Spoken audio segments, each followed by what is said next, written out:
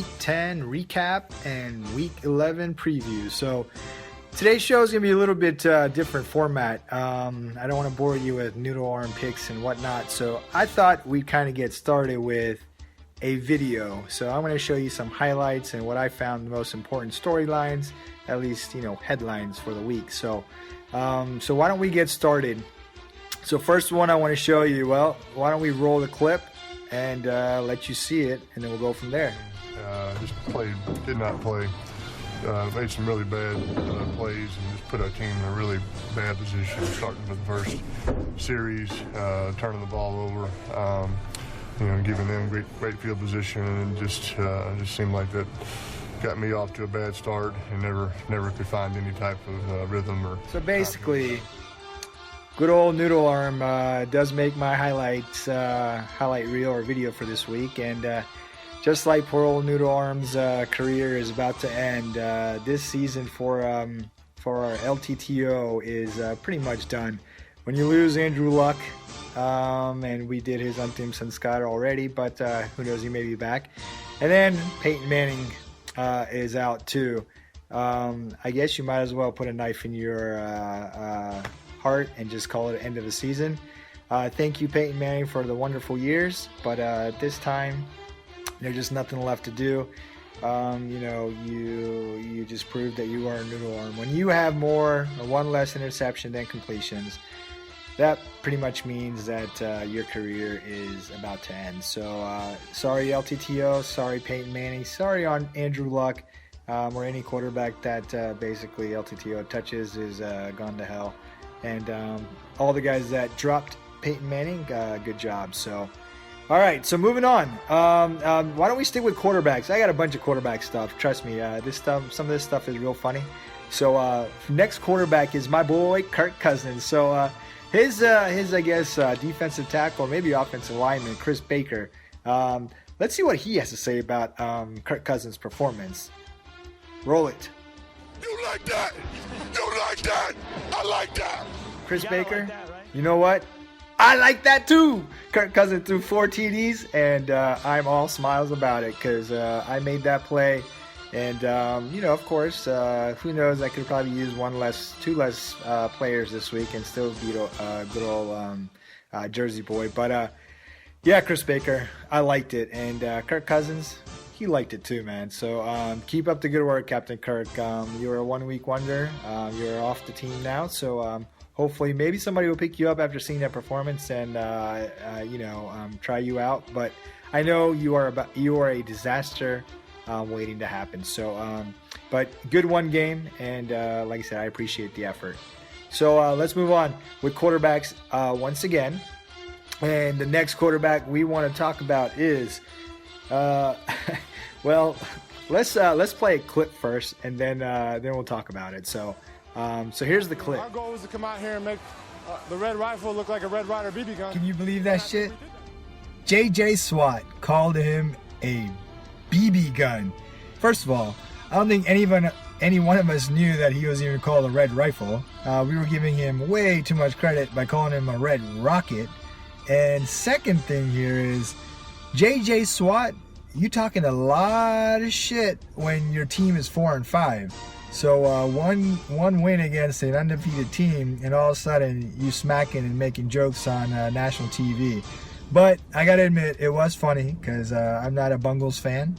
Definitely not a Red Robin Hood or Red Ryder, Red Rifle, Red BB gun fan either. So I'm glad they lost. But you know what? Mr. Dalton is not taking it so well. So here's a clip we have of his reaction to JJ Swat's comment. Kids and a lot of people that look up to him, and for him to make comments like that, then he's just showing that that's acceptable to do that kind of stuff and say that kind of stuff. And so, I mean, it's disappointing for one of the best players in this league to come out and say something like that. Yes, kids, do as Uncle Andy says. Do not call anyone a red. Hey guys, sorry. I had to make a run to Taco Bell, but I'm back now. So you saw the video. I guess our Lal Pistol didn't like the comments too much that JJ Swat made and was a little upset. And of course, he couldn't come out on national TV and say, I'm a little crybaby. So he has to blame it on JJ Swat, and he's not genuine and he's a superstar and he can't be doing that stuff. He's a role model, blah, blah, blah, blah. But you know what, Dalton? You are crying. You're a little crybaby, and JJ Swat turned you from a red rifle to a red BB gun. So, stop your crying, buddy. Let's see. Elsewhere in the news, looks like the Tennessee Titans are getting mad because old Cam Newton is dabbing them. So check this out. Cam Newton dancing in the end zone. Gonna reach over, and it is a touchdown. So add another to that list for Cam Newton.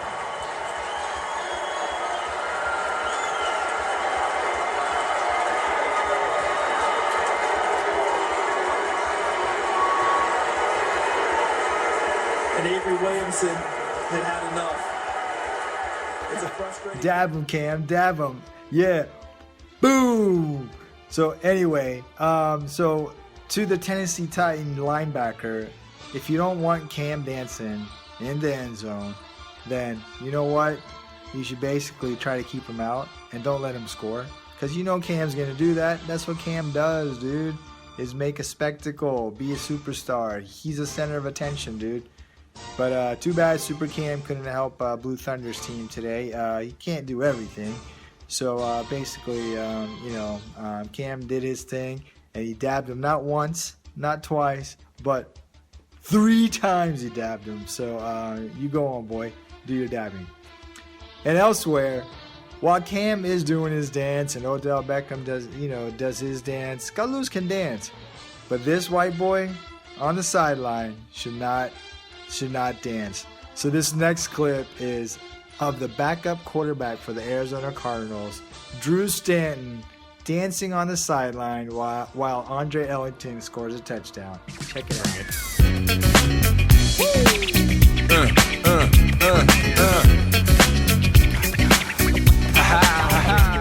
Like that don't really get the media attention and spotlight, and plus, who the heck is Drew Stanton anyway? All right, well, moving on from the QBs. So there's a few more highlights I'd like to share with you.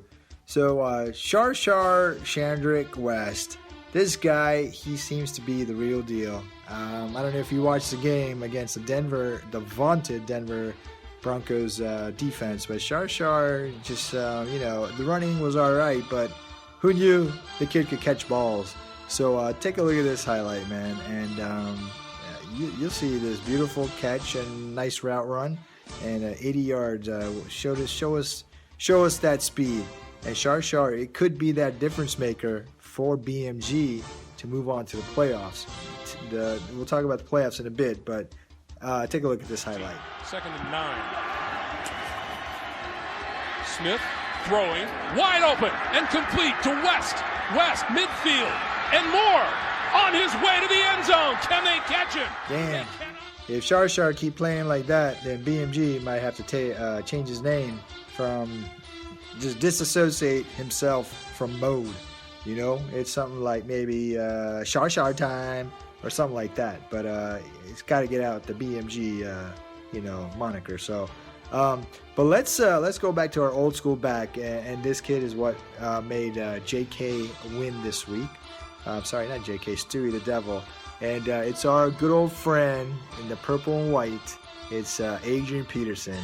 And check this out, the analysis. I mean, AP is 30 years old. 30. And look how fast. And he's got, ACL repaired.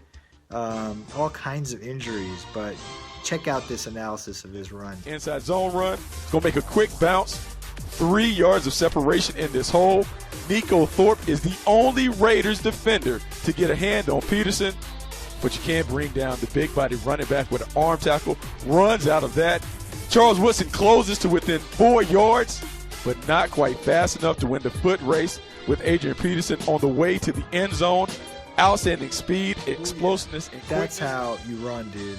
At age 30, you are running at 21 miles per hour. That's faster than those other guys that are on the list. Are you kidding me? Dude, you are fast, AP. You are superhuman. All day, every day, and JK's loving you. aren't you, JK? Oh, sorry, Stewie. But hopefully Stewie's got a chance. He may make the playoffs. Who knows? But AP's got to run the way he's been running. And finally, how can we forget the highlight of my week, of the week, of all of the Pittsburgh Steeler Nation. And this is my boy, Antonio Brown, landing a forward flip flawlessly while going probably 21 miles per hour. Check it out. He turned the Browns over 3 times. Antonio Brown! He is a one-man wrecking crew! I think the U.S. Olympic gymnastic team is calling for you. They need someone with your ability and agility and just technique. Give them a call. Anyway, guys, so that was my little highlight and wanted to talk about some of the headlines and the news. So now let's move on and talk about, I think, one of our teams wanted to talk about playoff scenarios. So why don't we talk a little bit about a playoff scenario? So Blue Thunder wanted me to talk about playoff race and, what do I think about the actual, scenario and who's going to make it and whatnot. Last week was pretty interesting, right? B&G, I got to the top all by myself and highest points. I'm finally, one game separated from the other teams. But what was interesting is basically I went 2-3. I won. Obviously, the guys that won were me and my brother, the Guru. And we beat the lowest ranked teams. Light the Tower was one of the lower ranks. Veteran Baller Squad, and I actually beat a good team, Jersey Strong. So, kudos to me. But anyway, so basically I went 2-3, and the scenario, it's gotten really tough at the top. And those 3 playoff spots, hopefully, with a win this week, I can secure my top spot. But the 3 spots remaining after that, it's going to be tough because there are all 3 of the teams that were tied with me are now 1 game behind me because all 3 of them lost. So 3, 6, and 4 teams, I believe 4, 5, and 5 teams. So, and what's going to make it interesting this week is that you have basically all 4, 5, and 5 teams are playing against each other. So somebody's going to come out 6 and 5, obviously, right? And not only that, and then I also, fortunately for me, I'm playing the lowest ranked team this week. So hopefully, when you say things like this, that's when you jinx yourself and you lose. But hopefully, it should be a pretty decent win. But yeah, so 2, 6, and 4 teams are playing against each other, and 4, 5, and 5 teams. So it is going to be interesting as heck to see what comes about from this particular week. This week can determine a lot of things because those 5 and 5 teams can actually, get a game lead on the other guys. So it'll be definitely interesting. But I really think, out of these teams, I, for one, is going to make it to the playoff. I believe the Guru has a very decent shot at making the playoffs because I think it's his receivers that are going to, and of course Tom Brady, that's what's going to propel him into the playoffs and continue scoring above 100 points and really, making a difference. I think Philly defense is playing awesome. They're, I believe, the 3rd ranked defense possibly in the league. So all that combined, the Guru has a great shot. And then I think BMG also has all of a sudden gotten some life into him, and I think Shar Chandrick West, or whatever his name is, he is the difference maker. And I think if he pulls it off this week, or just not this week, I'm talking about making it to the playoffs, right? So I think in the playoffs, I do believe that Shar Chandrick and BMG are going to make it because of their play there, and Julio Jones is off the bye week, so that's definitely going to be a big boost for him. And then, I think Tim Tebow's got a strong team, and Jersey Strong, they're kind of weird, right? Like I said, it's his receiver play. If his receivers do well, then he does well. But in this instance, I think I'm going to have to go with Tim Tebow, and, I think Tim Tebow squeaks in, but Jersey Strong may slide out, and so those are, and the Blue Thunder, right? Blue Thunder, Devontae Freeman. We'll find out a lot this week if Devontae Freeman is for real, and if he is, then Blue Thunder has a really good chance being in that top 4, but if Devontae Freeman kind of fails this week, then I don't think Blue Thunder is going to be in the playoffs. I think he's lost like 3 out of the last 4 matches, if I'm not mistaken. So, or maybe 4 out of the last 5. I'm not sure, but he's on a downward slope right now. And Chuck there with Langford. If Langford keeps playing, then great. But if not, then he doesn't really have any kind of running back help. So if I had to, kind of guess right now, and I know we're about probably 4, I think we have about 4 or 5 regular season games left, then I'm going to have to say B&G, DeGru, BMG, and I'd say, wow, tough one between Blue Thunder and Tim Tebow, but I would say, based on points, I think I would go with Blue Thunder on this one. So that's my playoff picture and what I think is going to happen. I just need to say a disclaimer that I don't claim to be an expert at these things, and do not go bet your house and bet on my picks for the playoffs and lose all your money and then blame me. I take no responsibility, so bet at your own risk. So let's talk about this week. This week, basically, I'm playing Veteran Baller Squad, so that's BG&G. Playing VBS, and I'm not going to spend too much time on this one. I think BG&G, we roll. Good match or not, it's just too much firepower there, so we're going to beat VBS. Moving on to the second match. So second match, let's see, according to LTTO against Blue Thunder, and I'm not going to spend too much time. Blue Thunder, no prediction, 117 point share projection, and Devontae Freeman, no least point no projection. So once again, ये सब कुछ depend करेगा Devontae Freeman अच्छा करेगा तो Blue Thunder जीत जाएगा, पर अगर नहीं करेगा तब भी जीत जाएगा, because the cushion 117 to 89 in the projection, even if Devontae Freeman gets 10 points, half of his projection, he's still at 107. So, and I don't think LTTO is going to score more than 90 points. So, Blue Thunder, you get the win there. How about तीसरी match? तीसरी match, BMG Bye versus Stewie the Devil.